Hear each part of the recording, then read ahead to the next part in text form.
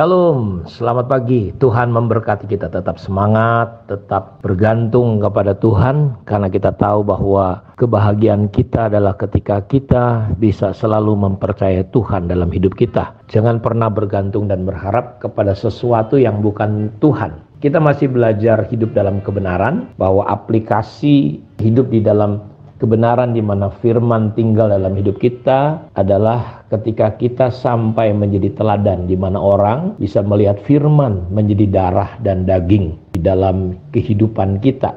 Saya ulang kembali baca apa yang Paulus katakan kepada anak didiknya Timotius dalam 1 Timotius 4 ayat 12-16. Jangan seorang pun menganggap engkau rendah karena engkau muda. Jadilah teladan bagi orang-orang percaya di dalam perkataanmu. Perlu jadi teladan, contoh, model bagi siapa?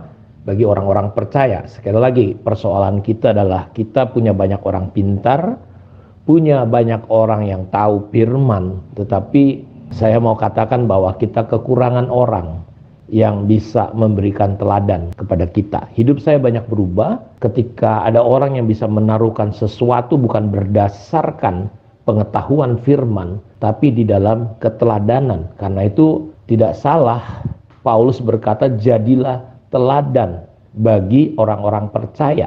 Kita semua harus sampai pada titik bukan tahu, pinter, tetapi sampai jadi teladan bagi orang-orang percaya. Dan tentu pemuritan itu dimulai dari diri kita. Kita tidak bisa menuntut orang yang kita muridkan. Mari kita memberi teladan. Saya sudah katakan semalam bahwa ketika saya mulai memahami bahwa anak-anak saya tidak butuh nasihat saja, tidak butuh hanya ajaran saja firman Tuhan, tetapi anak-anak saya butuh mendapatkan teladan. Karena teladan yang kita berikan, firman yang kita aplikasikan, itu yang saya sebut tinggal hidup dalam kebenaran, itu akan dilihat, dialami dan dirasakan oleh orang-orang terdekat kita, terlebih anak-anak kita atau keluarga kita. Saya sebagai orang tua, anak-anak hanya akan melihat itu. Karena itu betapa pentingnya kita menjadi teladan. Sekali lagi, anak-anak tidak melihat, mendengar apa yang kita katakan. Karena perbuatan teladan kita itu akan jauh lebih kuat. Mereka lihat, dengar dan alami. Karena itu nggak salah Paulus berkata bahwa kita perlu menjadi teladan. Yang pertama kita sudah belajar di dalam perkataan kita. Mari kita belajar, jangan cepat ngomong, lambat bicara, cepat mendengar, lambat marah. Supaya mereka bisa melihat, karena kita tahu perkataan adalah kehidupan. Perkataan itu adalah benih. Kalau kita mengeluarkan kata-kata yang negatif, itu adalah benih yang satu hari akan tumbuh dalam hidup dari sekitar orang yang kita layani, orang yang bersama-sama dengan kita. Lalu yang kedua, di dalam tingkah laku, perilaku, perbuatan, tindak tanduk kita. Terkadang kita melihat banyak orang, bahkan seperti kejadian yang terjadi baru-baru ini, orang Kristen menjadi korban, pelakunya orang Kristen, dan itu menggugurkan nilai-nilai tentang Kristus. Karena tingkah laku kita harusnya mewujudkan Tuhan, mempresentasikan Tuhan. Karena itu dalam doa Bapa kami yang di surga, dikuduskanlah namamu. Bukan berarti nama Tuhan kurang kudus. Tuhan sangat kudus. Doa Yesus adalah supaya kita menjaga hidup kita dengan melihat perbuatan kita. Bapa di surga dipermuliakan. Orang nggak bisa melihat Tuhan, tapi Tuhan bisa dilihat dari tingkah laku kita. Karena itu dengerin baik-baik bahwa kita perlu perilaku kita menunjukkan Tuhan.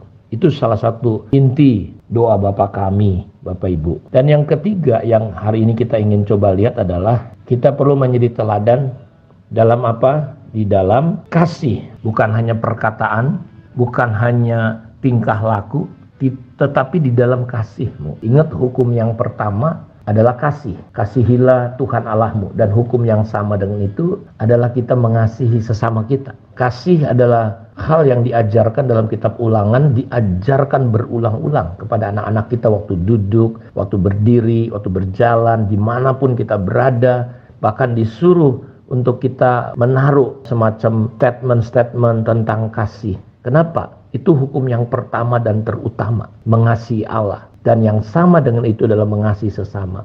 Karena itu ini tentu menjadi persoalan bagi hidup orang Kristen di akhir zaman. Karena Yesus berkata kasih kebanyakan orang akan menjadi dingin. Keadaan menjadi sulit dan sukar karena manusia mulai mencintai diri sendiri. Mereka punya kasih, tapi kasihnya adalah kasih manusia, bahkan kasih yang egois. Kasih yang hanya mementingkan diri sendiri. Dan ini kasih ini hilang. Karena itu di tengah situasi seperti ini, saya mau katakan jangan hanya banyaklah. Hari ini dunia nggak butuh hanya kata-kata. Karena itu Paulus bilang kita boleh punya iman yang besar, bisa mindahkan gunung. Kita bisa punya berkorban sampai bisa bakar diri kita. Bisa pinter luar biasa. Tetapi Paulus berkata tanpa kasih. Kalau kita nggak memiliki kasih, itu kali nol semuanya. Karena itu kekristenan hanya nol besar. Kalau kita tidak menjadi teladan di dalam kasih. Karena itu Bapak Ibu dengar baik-baik. Paulus berkata mari kita menjadi teladan dalam apa? Di dalam kasih kita. Terkadang kita berdoa dan itulah harapan Tuhan Yesus, sebagaimana Bapa telah mengasihi aku, demikianlah aku telah mengasihi kamu.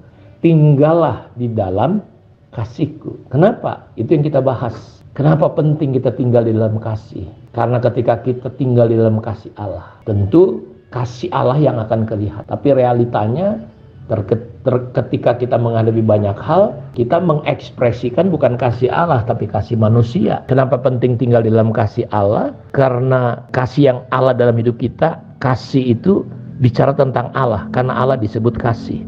Barang siapa mengasihi dunia ini, kasih akan Bapa itu tidak ada dalam hidupnya. Karena itu pilihannya Anda cuma jadi orang Kristen tanpa kasih, dan Anda akan jadi orang Kristen duniawi, egois, tidak mengasihi. Karena itu mari kita ekspresikan kasih Allah, karena kasih adalah Allah sendiri. Bahkan Tuhan Yesus berkata, ini perintah baru yang kuberikan kepadamu. Dan kasih itu adalah sebuah perintah. Kasih bukan perasaan, kasih bukan hal-hal yang kita pikirkan itu kasih. Kasih juga bukan sekedar memberi, tapi orang yang mengasihi pasti memberi, tidak mungkin tidak memberi. Dan kasih kebanyakan orang ini tawar, dingin. Tuhan berkata dalam kitab Wahyu lewat Yohanes, betapa dalamnya engkau telah jatuh. Jadi di mata Tuhan, orang-orang di Efesus itu tetap melayani Tuhan. Sehingga Tuhan berkata, aku tahu perbuatanmu, aku tahu tindakanmu, bagaimana mereka membenci pengajaran palsu. Tapi di mata Tuhan betapa dalamnya. Dan tidak ada jalan keluar lain selain kita bertobat, minta ampun sama Tuhan. Ingat hal-hal yang pertama kita kerjakan. Coba lihat, kita pertama kali jatuh cinta dengan Tuhan, kita nggak hitung-hitungan, kita rela berkorban.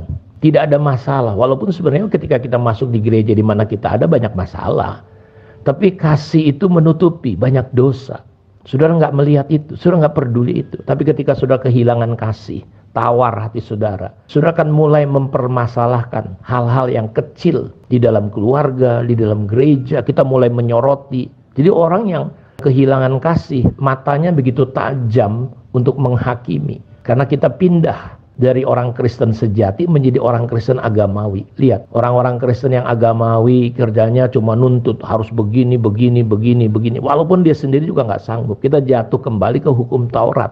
Tidak ada satupun yang bisa melakukan hukum Taurat. Kita lihat orang-orang Farisi, imam-imam besar. Yesus mati itu karena agama. Hati-hati kalau saudara kehilangan kasih, saudara akan jatuh kepada yang namanya agama. Karena itu Paulus berkata, jadilah teladan dalam hal apa? Dalam kasihmu. Kita akan bahas hal ini lebih banyak lagi hari-hari ke depan. Kita mulai mempelajari dan menghidupi. Dan kita rindu menjadi teladan di dalam perkataan, tingkah laku, dan khususnya hari ini kita belajar tentang kasih. Tuhan memberkati kita semua. Mari kita berdoa. Bapa, terima kasih. Berkati anak-anak-Mu supaya kami didorong oleh Roh Kudus. Ada gerakan dari dalam yang kuat untuk kami menyadari diri kami, bertobat dan hidup kembali dalam kasih-Mu, bukan dalam kasih manusia. Kami memutuskan dalam hidup kami karena kasih adalah sebuah perintah. Terima kasih, diberkatilah anak-anak-Mu. Dalam nama Yesus kami berdoa. Amin. Tuhan memberkati kita semua. Shalom.